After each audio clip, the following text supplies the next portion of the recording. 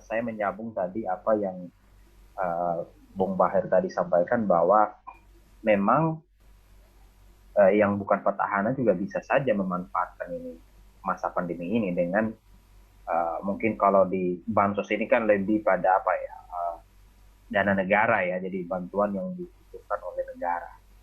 Tapi ada juga bantuan-bantuan yang memang tidak dikucurkan oleh negara, tapi kemudian uh, sifatnya juga bantuan. Dan ini juga bisa dimanfaatkan oleh non petahana misalnya ya, dengan menggunakan jargon-jargon LSM, jargon-jargon pengusaha, organisasi-organisasi masyarakat ya, kemudian paguyuban-paguyuban itu bisa bisa memunculkan apa, memanfaatkan masa pandemi ini ya. Uh, apa Memang kan menjelang pilkada itu kan apa ya, banyak muncul apa ya, dewa-dewa penolong ya, Betul, betul, interkelas, betul. orang-orang baik ya, yang tadinya kita tidak apa tahu, lalu kemudian tiba-tiba dia sangat berbaik hati. Nah ini uh, sangat mungkin juga dimanfaatkan oleh dan petahana. Masalahnya kemudian adalah penegakan hukumnya ya, atau pencegahannya, atau bagaimana kinerja penyelenggara pemilu atau Bawaslu misalnya menindak ini ya. Saya pikir mereka akan mengalami kesulitan mengidentifikasi ini bansos atau eh, apa eh, politik Kampanye uang atau ya. ya, oke. Politik uang. Kalau di Amerika model-model semacam ini namanya pork barrel, politik gentong babi ya. Jadi ada bantuan-bantuan sosial. Di waktu itu di Amerika ada masyarakat miskin, kebetulan kulit hitam. Lalu kemudian adalah kebijakan untuk membagikan daging babi mentah kepada masyarakat miskin. Hal-hal ini juga kan bisa terjadi. Jadi saya pikir kesulitannya kemudian adalah bagaimana memastikan apakah itu pelanggaran pemilu atau bantuan sosial. Ya, ini saya pikir agak kerja keras ini penyelenggara pemilu untuk bisa membuktikan ini. Ya. Jadi masalahnya di situ bahwa personalisasi bansos baik itu dilakukan oleh petahana maupun non petahana yang memanfaatkan pandemi ini sangat mungkin terjadi, dan uh, Bawaslu itu agak, saya pikir akan kesulitan untuk membuktikan itu. Lalu bagaimana dengan kinerja aktor-aktor negara, baik itu penyelenggara tadi ya, KPU, Bawaslu, dan DKPP misalnya. Ya. Tadi saya sudah sampaikan bahwa Bawaslu ini saya pikir akan bekerja berat. Tanpa ada masa pandemi saja, untuk membuktikan uh, pelanggaran pemilu itu agak susah itu. Ya. Dengan batasan waktu yang mepet. Ya. Apalagi situasi yang sekarang ini memang tidak normal. Kemudian penyelenggara KPU. Ini tadi saya contohkan bagaimana melakukan verifikasi faktual ke lapangan itu ya, dengan situasi yang seperti sekarang ini. Kemudian DKPP ya, ini juga salah satu penyelenggara yang saya pikir juga uh, akan banyak dihadapkan pada persoalan-persoalan sengketa ataupun mungkin kode etik ya penyelenggara pemilu ya. Nah, kemudian birokrasi ya. Birokrasi kan, nah ini juga di satu sisi birokrasi sekarang ini dituntut untuk bagaimana melakukan berperan aktif dalam mencegah atau menangani COVID-19. Ya, tapi di sisi lain mereka juga uh, menjadi bawahan petahana misalnya, ya, kepala daerah. Uh, saya pikir ruang-ruang ini akan sangat mungkin dimanfaatkan. Jadi kalau politisasi birokrasi itu sudah sering terjadi di kita, ya saat ini saya pikir juga akan lebih akan mengalami peningkatan, ya. Karena tadi pemanfaatan misalnya dinas-dinas kesehatan. Jadi dinas kesehatan ini kan yang punya otoritas lah saat ini untuk bisa memastikan daerah itu aman atau tidak. ada nggak jaminan kalau misalnya dinas kesehatan itu dimasuki? Taruhlah misalnya, tolong di sana diberikan zona ini. Nah, ini kan kita nggak menjamin bahwa dinas kesehatan itu tidak dimasuki. Lalu kemudian TNI Polri ini sebagai keamanan ya dan penegakan hukum. Ya, jadi TPS ya yang mengawal TPS itu agar tidak terjadi konflik itu kan di dua institusi ini TNI Polri. Juga misalnya soal Gakumdu ya penegakan pidana umum pidana pemilu ini juga polisi juga ikut terlibat di sana. Ini juga saya pikir ke netralitas mereka ini juga sangat akan menentukan pilkada kita itu akan berlangsung sesuai dengan asas pemilu atau tidak ya. Kalau pengalaman yang lalu-lalu kan kita dipertontonkan dengan tingkah laku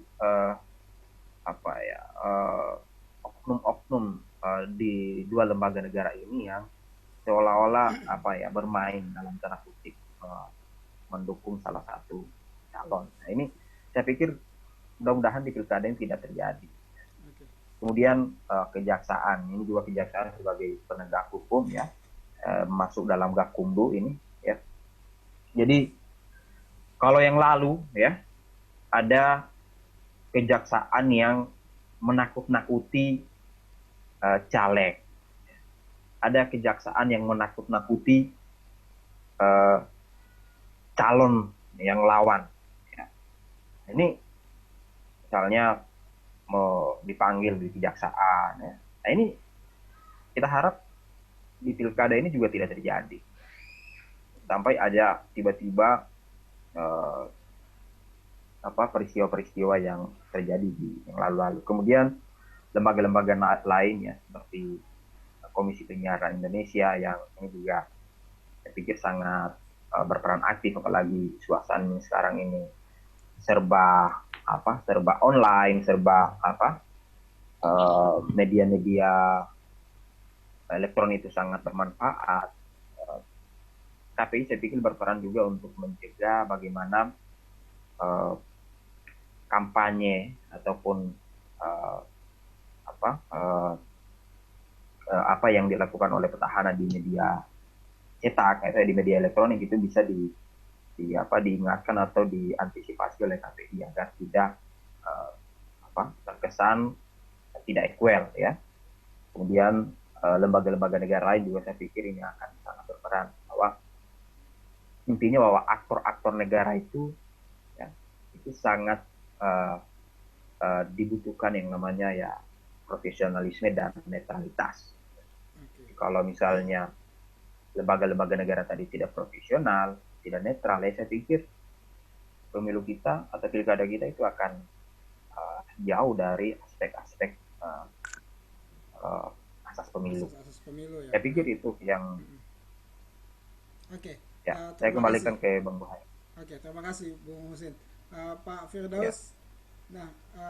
Tadi Bung Husin mengatakan bahwa agak rawan sebenarnya kenetralan kemudian independensi penyelenggara pemilu ini, penyelenggara pilkada ini untuk bersikap netral dan juga susah untuk membuktikan bahwa yang mana penyelenggara yang mana bantuan sosial, yang mana yang tadi Bung Husin sebutkan apa Bu? Politik uang. Ya, yang mana politik uang begitu. Nah, bagaimana Pak Firdaus untuk penyelenggara pemilu ini? Apakah mereka dapat menyelenggarakan pemilu sesuai dengan harapan masyarakat? Silakan Pak Firdaus. Ya, terima kasih. Mendengar suara saya? Ini? Ya, jelas. Ya, jelas ya. Jadi menanggapi yang diutarakan oleh saudara saya ini, itu sebetulnya fakta empiris ya. Kalau saya kaji dari fakta empiris, ya benar-benar memang tahun ini kalau bisa jangan diselenggarakan lah. Ya. Karena fokus saja mengurusi masalah pandemi. Kalau ya. Karena apa yang diutarakan oleh saudara saya Lahus Husin Zonda itu benar, itu fakta. itu spesifiknya untuk bantuan itu susah. Bagaimana untuk kita sebagai netral atau tidak terhadap proses pemilu kada itu, karena di situ juga banyak kerawanan-kerawanan, yaitu seperti politik uang, dan juga itu dikatakan sebagai pelanggaran dari pemilu kada. Ya. Untuk fenomena untuk sekarang di masa pandemi ini, sebetulnya masyarakat itu lebih banyaknya memerlukan bantuan, yaitu bantuan secara material, yaitu kebutuhan pangan dan sebagainya. Ya, mengenai tadi statement pertanyaannya, yaitu tentang penyelenggaraan pemilu apa, Bang Maher? Penyelenggara pemilu seperti KPU, Bawaslu, TNI, KPU. Polri itu kan sangat diperlukan netralitas dan independensi mereka, dan juga ketegasan mereka terhadap pelanggaran di pemilu kada. Nah, bagaimana Pak Firdaus melihat kesiapan penyelenggara pemilu, terutama pilkada ini?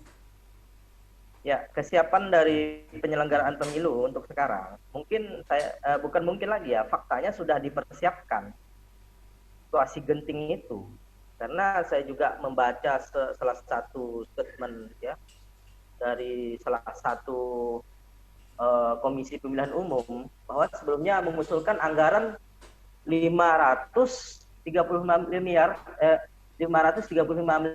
untuk pengadaan alat pelindung diri petugas dan logistik tambahan. Berarti di sini saya dapatkan sumber dari Jakarta, yaitu di Korensindo, bahwa di sini dari KPU pusat sudah menyiapkan dana 535 miliar. Ada apa, kan? Jadi mau tidak mau, di sini saya kutip dari di Korensindo, boleh dibuka, boleh dicek bahwasanya KPU tantang resiko. Itu yang saya sesalkan dari pernyataan dari KPU tentang bahwasanya akan menambah 535 miliar untuk pengadaan alat pelindung diri, yaitu APD. Sedangkan di sini kata Perkumpulan untuk Pemilu dan Demokrasi Perludem menyaksikan anggaran akan siap tepat waktu. Misalnya DPR, pemerintah, KPU baru membahas penambahan anggaran melalui rapat kerja kemarin. Artinya hanya ada waktu 12 hari untuk pemerintah mencairkan anggaran agar KPU bisa segera mempersiapkan segala kebutuhan pilkada sebelum tahapan dimulai pada pertengahan Juni mendatang. Ya, ada apa? Kan? Jadi statement itu bahwasanya pilkada serentak 2020 itu sebetulnya untuk tahun ini itu tidak efektif, tidak efisien kalau menurut hemat saya pribadi ya. Kalau dari KPU itu memaksakan malahan untuk menerima risiko. Itu sumbernya saya kutip dari Korensindo, boleh dicek. Ya. Jadi mengenai ketegasan itu ya, Kapolri tentu sebagai keamanan ya dari sebuah negara kita, sebagai perpanjangan dari pemerintah juga, ya, TNI, Polri untuk pengamanan pemilu kada tentu melibatkan para pengaman mereka itu. Setiap daerah itu sudah siaga. Jadi yang paling penting untuk sekarang ini, hemat saya, adalah was-wasnya kita. Seandainya ini terjadi bahwa 535 miliar itu ketuk palu, maka pandemi ini kita khawatirkan akan menyebar. Betul kata saudara saya Laude Husin tadi. Sedangkan masa normal saja banyak masalahnya, apalagi masa yang tidak normal, begitu ya. Dan juga masa yang normal ini, yang tidak normal ini sebetulnya pemerintah itu lebih fokus untuk memberikan bantuan material.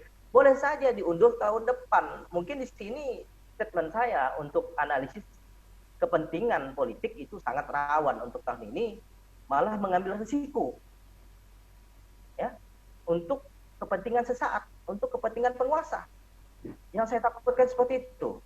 Dan untuk ketegasan, saya rasa sudah tidak tegas. Fakta empiris bahwa di daerah saya ada beberapa desa, malah ada aparatur desa mengundurkan diri untuk mengurus bantuan pandemi karena berpolemik dan berpolemik di ibaratkan pemerintah tidak mengkaji secara data yang telah diberikan itu sudah tidak relevansi. Data yang telah terbit itu malah data berapa tahun yang dahulu, tidak ada pembaruan dari data statistik, ya, dan juga data bantu dari Kemensos itu tidak relevan karena ada yang meninggal, ada yang sudah sejahtera, dan begitu juga yang lain-lainnya, PKH dan sebagainya. Dan itu tidak ada ketegas sekali, malah ada yang mengundurkan diri aparatur desanya, buah si malakama juga untuk kepala desa, yang jadi kasihannya kepala desanya jadi ujung-ujungan masyarakat. Ujuk-ujuk apa? Ujuk-ujuk masyarakat demo. Jadi saya sarankan untuk tahun ini kok pemerintah lebih fokus untuk kesejahteraan masyarakat terlebih dahulu agar lebih meninjau ulang apakah itu layak atau tidak untuk dilaksanakan untuk tahun ini. Seperti itu. Oke, terima kasih Pak Firdaus. Nah, kita memasuki ujung dari perbincangan kita pada siang hari ini, Bung Husin dan Bung Firdaus. Nah, sekaligus closing statement buat Bung Husin dan Firdaus. Ini kan tadi mengatakan bahwa kita berkesimpulan sebaiknya Pilkada 2020 ini ditunda saja sampai aman, bahkan mengikuti alternatif yang diberikan oleh pemerintah, yaitu Maret 2021 atau September 2021, yang diprediksi situasi itu akan aman. Nah, dalam hal ini adalah terkait dengan kesehatan. Kita takutnya adalah muncul setelah ada klaster bandara, klaster A, B, nanti akan muncul gelombang kedua. Kita takutkan di saat pemilu kada ini, begitu kan? Nah, Bung Husin, sekaligus closing statement, apa harapan, kemudian apa yang harus dilakukan oleh pemerintah untuk menyikapi pilkada, apakah ditunda atau bagaimana? Nah, bagaimana saran Bung Husin terhadap pemilih ini? Nah, pemilih ini kan penting untuk menjamin legitimasi demokrasi yang terjadi di masyarakat lokal. Nah, seandainya masyarakat ini kompak untuk tidak melakukan nyoblos di TPS, ini kan bahaya juga karena nyawa mereka terancam, begitu kan? Nah, bagaimana Bung Husin melihat, sekaligus closing statement Bung Husin? Ya, baik. Terima kasih Bung Bahar. Ya, sebelum saya menutup ya, saya menyambung dulu apa yang disampaikan oleh saudara saya tadi Pak Firdaus soal ini efisiensi penyelenggaraan pilkada. Ya, memang kalau kita lihat pilkada kita ini bukannya semakin murah gitu ya, malah semakin mahal ya. Jadi informasi yang saya dapat dari salah satu komisioner menyampaikan bahwa anggaran pilkada kita tahun 2020 itu mengalami lonjakan yang cukup signifikan ya. Sekarang berkisar sekitar 14 triliun untuk menyelenggarakan pilkada. Yang lalu-lalu hanya sekitar 8, yang 2015 juga lebih di bawah lagi, tapi sekarang malah lebih mahal. Dan ini saya pikir juga ada yang diuntungkan dari pilkada kita yang mahal ini, ya, terutama misalnya masa pandemi ini. Bayangkan kita dulu di masa normal itu kita sudah menggunakan namanya alat pelindung kesehatan. Ya. Sekarang itu kita menggunakan APD, ya APD. Berarti ada potensi kenaikan APD ya, permintaan APD itu juga akan meningkat. Siapa yang menyediakan atau siapa yang memiliki kepentingan terhadap penyediaan APD itu? Tentu salah satu yang ini adalah pengusaha. Jadi kalau selain petahana yang diuntungkan dengan pilkada di masa pandemi ini, juga pengusaha saya pikir itu juga sangat diuntungkan dengan pilkada di masa pandemi ini. Ya, waktu itu Menteri 3 kali lipat. Bung ya, waktu itu Menteri BUMN Erick Thohir menyinggung bahwa ada mafia kesehatan, begitu ya. Betul. Dan saya pikir itu bukan hanya terjadi di kementerian di pusat di BUMN, tapi juga ini kami juga melihat praktek-praktek itu muncul di daerah. Misalnya di daerah itu di tempat saya itu ada salah satu oknum, mungkin ya bisa kita bilang oknum dinas kesehatan ya meminta agar ya kalau ada keluarganya atau apanya yang butuh APD, silakan diajukan, silakan diklaim lah kira-kira ya, mereka akan menyediakan. Ini kan apa? Terkesan APD itu sudah menjadi proyek ya. Jadi penyediaan APD itu sudah diproyekkan gitu ya. Dan lagi-lagi di sini ada yang bermain, yang menjadi untung adalah pengusaha. Saya kemudian di tempat saya ada salah satu pergantian pejabat birokrasi ya. Dan setelah saya menelusuri apa masalahnya, salah satunya masalah APD. Jadi APD itu si pengusaha ini mensuplai ya. Ternyata si pejabat ini tidak mau mengakomodir, bukan tidak mau, tapi maunya itu ada pertanggungjawabannya. Tapi kemudian si pengusaha ini ya agak susah untuk dimintai pertanggungjawaban. Lalu kemudian si pejabat ini tidak menggunakan si pengusaha ini. Besoknya kemudian dia diganti. Ya. Jadi ini fakta yang terjadi di lapangan. Jadi saya setuju dengan apa yang dengan Pak Firly tadi. Secara anggaran ini juga tidak efisien. Sebagai penutup ya di diskusi kita kali ini bahwa pilkada kita itu dengan segala sangat kita sayangkan sebenarnya itu seharusnya tidak dilaksanakan di tahun ini ya, misalnya Desember 2020 ini. Tapi kemudian KPU, lembaga DPR dan lembaga-lembaga negara sudah bersepakat untuk dilaksanakan bulan Desember 2020. Maka tentu sebagai warga negara kita wajib untuk mentaati atau mengikuti ketentuan yang sudah ada ini. Tapi bukan berarti kita tidak mengkritisi setiap langkah-langkah yang dilakukan oleh penyelenggara maupun peserta pilkada. Poin yang kedua ya adalah bahwa pilkada yang akan diselenggarakan di 2020 ini harus dipastikan berjalan sesuai dengan asas pemilu ya. Jadi pemilu yang jujur, adil dan bebas rahasia itu yang harus dijamin ya.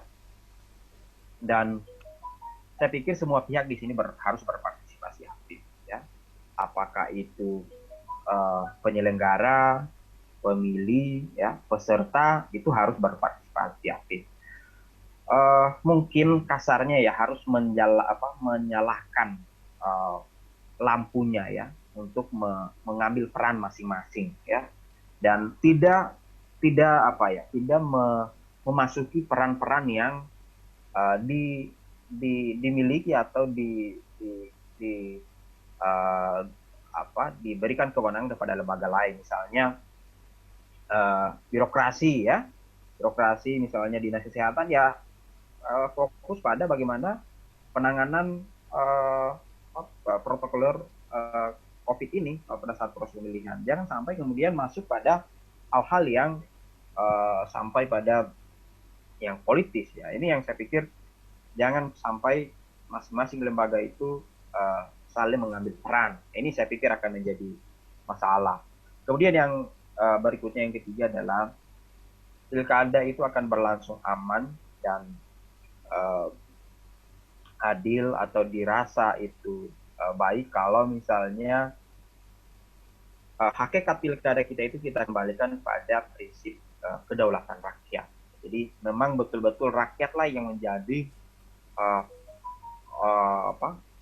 yang berdaulat dalam pemilu ini. Jadi apa yang menjadi pilihan rakyat ya, apa yang menjadi harapan rakyat itu yang harus kedepankan. Jangan sampai kemudian pilkada kita itu masih sebatas pertarungan kekuasaan gitu ya.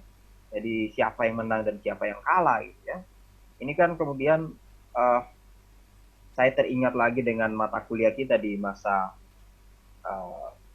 dulu masih sekolah ya, bahwa politik itu kan punya dua wajah, ya. Pertama, kalau misalnya kita literatur kita ambil dari Yunani kuno, bahwa politik itu tujuannya untuk kebaikan, ya. Ini yang tadi yang tujuannya adalah kedaulatan rakyat, ya, kebijaksanaan.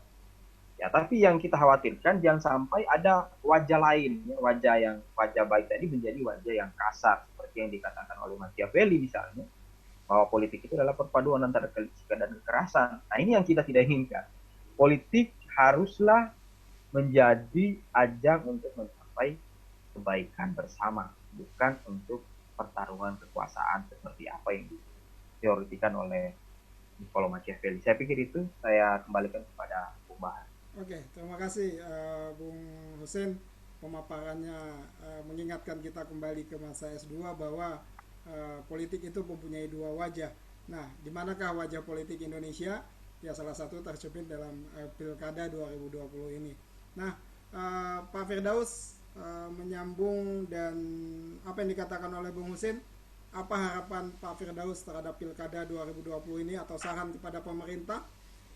Dan sekaligus penutup, Pak Firdaus, silakan. Ya, terima kasih Bang Her, pertanyaannya, dan juga saudara saya Lahusen Juanda yang telah menanggapi. Saya mendukung juga pernyataan-pernyataan dan diskusi pada hari ini, bahwasanya dapat saya ambil pertama adalah kesimpulannya dulu ya. Kesimpulan dulu, yang kedua harapan, yang ketiga baru saran ya untuk pemerintah. Ya, kesimpulan saya pada diskusi pada hari ini, siang hari ini, yaitu tentang pemilu kada di masa COVID ini, pertama, tidak efektif. Ya. Kalau seandainya diselenggarakan pada tanggal 9 Desember ya, itu tidak efektif. Yang kedua adalah kalau dianalisis itu banyak sekali ancaman-ancaman, ya, propaganda. Ya, banyak juga nanti kita akan rasakan kalau seandainya dilakukan pada 9 Desember. Ini bukan lagi hipotesis, tapi memang sudah tesis. Dan juga mengenai kesimpulan pada hari ini, yaitu kita di situasi pandemi ini kita harusnya lebih fokus untuk membantu masyarakat, yaitu dalam pemenuhan makanan atau material, ya, agar mereka itu tetap sehat dan agar mereka tetap fokus untuk bagaimana dirinya itu selalu positif apapun yang tentang pemerintah, dan tidak adanya semacam gejolak lain, karena kalau sudah perut lapar, hati pun tidak senang. Kalau ibarat pepatah orang Melayu di Kalimantan Barat itu, ketika perut sudah kenyang, hati pun gembira. Nah, mungkin seperti itu. Nah, jadi paling penting itu pemenuhan sandang, pangan, papan dan sebagainya itu untuk masyarakat itu lebih diutamakan. Yang selanjutnya itu hal teknis, itu sebetulnya hal teknis, baik itu KPU provinsi sampai kabupaten kota, lebih baik memikirkan hal teknisnya di lapangan ketimbang dengan teoritis. Kalau secara teoritis itu mungkin resikonya tidak dipikirkan begitu matang. Kalau sudah ke teknis, ke lapangan, lebih kajian ke empiris, dan meninjau ulang bagaimana keadaan di suatu daerah, apakah zona merah atau zona hitam, ya, ataukah zona hijau dan sebagainya, itu lebih diutamakan. Lebih baiknya itu mengikuti instruksi atau protokol kesehatan yang telah ada. Yang selanjutnya itu harapan lah. Harapan saya kepada pemerintah, ya, yang pribadi lah ya, lebih baiknya untuk pesta pemilu kada seandainya terjadi tanggal 9 Desember, lebih baik mengutamakan kesehatan terlebih dahulu di lapangan, yaitu meninjau banyaknya sekali daerah-daerah kita ini lebih mengutamakan budaya. Contoh makan masih ya makan sama-sama dekat-dekatan gitu ya. Tidak ada ya seperti kalau di Kabupaten Tambas itu namanya besaprah dan sebagainya. Itu saya rasa banyak tidak mengutamakan PSBB banyak kan kalau sudah acara kawinan dan sebagainya itu kan sudah dilarang, malah ada yang tidak menuruti protokol kesehatan. Apalagi pemilu kada. Pemilu kada itu sangat berdempet-dempetan nantinya. Ya, kecuali sudah ada panitia-panitia khusus yang telah dibentuk, gugus tugasnya juga harus dijalankan kalau harapan saya, karena di lapangan banyak gugus tugas yang tidak berfungsi karena banyak mengutamakan proyek ketimbang dengan pengabdiannya untuk negara. Karena gugus tugas saya lihat ini lebih mengutamakan uangnya ketimbang dengan keselamatan rakyatnya. Itu yang saya sangat kecewa kadang-kadang, karena saya juga pengamat ketika saya kuliah ya. Kebetulan saya ini manajemen politik lokal, jadi saya paham tentang marketing, paham tentang ilmu-ilmu propaganda, dan paham tentang ilmu kepentingan dan sebagainya. Itu sudah kami pelajari, tapi lebih banyaknya partai politik itu lebih mengutamakan kepentingan partainya ketimbang dengan masyarakat. Itu secara kajian empiris saya. Dan lebih kesimpulannya adalah saya mengacu kepada isi-isi Pancasila, yaitu kemanusiaan yang adil dan beradab, ya persatuan Indonesia, kerakyatan yang dipimpin oleh hikmat kebijaksanaan dan perwakilan. Jadi kita harus bijaksana apapun dalam segala tindakan, dan kita lebih mengutamakan kemanusiaan ketimbang dengan masalah kepentingan bersifat money politik dan sebagainya, bersifat kepentingan hanya sementara ketimbang dengan keselamatan bangsa dan negara kita. Cukup sekian mungkin itu dari saya pribadi. Oke, terima kasih Pak Firdaus. Terima kasih juga kepada Bung Husein, bahwa kalau saya diizinkan untuk menarik kesimpulan, sebenarnya banyak, namun poin yang paling penting adalah demokrasi ini kan dari rakyat, oleh rakyat, dan untuk rakyat ya sebenarnya. Dan yang paling penting juga adalah keselamatan rakyat di atas segala-galanya. Nah, ini yang harus menjadi poin penting dari pemerintah, bahwa diskusi pada hari ini kita juga mengatakan ada indikasi bahwa petahana bisa memanfaatkan bansos menjadi pansos dan mempunyai peluang besar untuk memberikan ruang kepada petahana merebut hati dan simpati rakyat itu tadi. Nah, sekali lagi terima kasih kepada Bung Husein dari Sulawesi Tenggara, saudaraku dan sahabatku. Salam untuk keluarga. Semoga Allah SWT selalu memberikan kesehatan dan kekuatan kepada kita semua dan dilindungi dari segala wabah yang ada pada saat ini. Kepada Pak Firdaus, terima kasih atas waktunya. Semoga kita bisa berbincang-bincang di lain waktu, dan tentu saya berdoa semoga Allah SWT selalu melindungi kita semua. Terima kasih sekali lagi Bung Husein. Siap, terima kasih Pak Bupati. Terima kasih. Amin. Siap. Ya, kami mendoakan. Ini doa Pak. Amin. Terima kasih banyak. Siap. Iya. Insyaallah. Semoga kita bisa bertemu lagi di lain waktu. Assalamualaikum warahmatullahi wabarakatuh. Waalaikumsalam warahmatullahi wabarakatuh.